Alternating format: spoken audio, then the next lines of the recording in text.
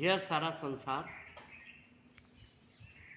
उस प्रभु के द्वारा उत्पन्न किया हुआ है और जो भी कुछ है वह सब भगवान का है, ऐसा मान करके जो चलता है उसके जीवन की सभी समस्याओं का हल भगवान स्वयं करते हैं।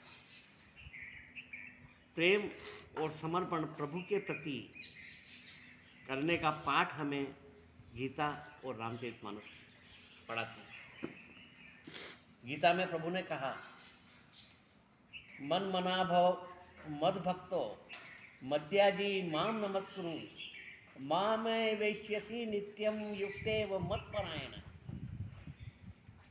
उसी तरह से रामचरितमानस में भी कहा कि जननी जनक बंधु सुत दारा तन धन भवन सुहद परिवारा सबके ममता ताग बटोरी मम पद मन ही बांधी बरी डोरी।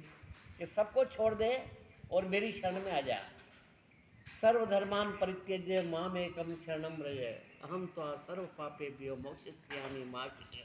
बिल्कुल चिंता मत कर, मैं तेरे सभी समस्याओं का निराकरण मैं करूँगा।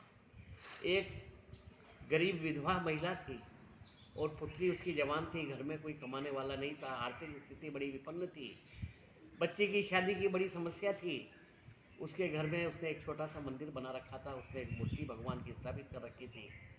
वो भगवान की मूर्ति के सामने बड़ी कातर बन करके कहती कि मेरी बच्ची का विवाह है, प्रभु आप मदद करें।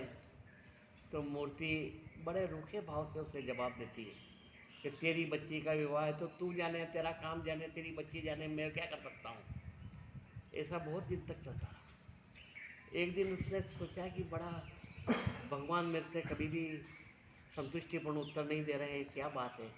तो उसने आधी रात को उसकी नींद उड़ गई और उसने भगवान से कहा कि हे प्रभु अब तो सुन ले, तेरी बच्ची का विवाह है, उसकी क्या व्यवस्था है।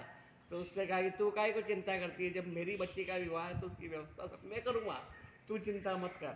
और भगवान ने बड़े धूमधाम से उसका विवाह, न जाने कहाँ से सोर्सेज इकट्ठे हुए और सहायताएँ आई और बहुत अच्छा विवाह उसका हो गया।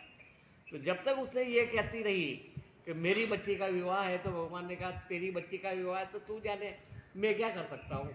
और जिस दिन उसने ये कहा कि आपकी ही बच्ची का विवाह है, उस दिन भगवान ने पूरी जिम्मेदारी अपने ऊपर उठा ली।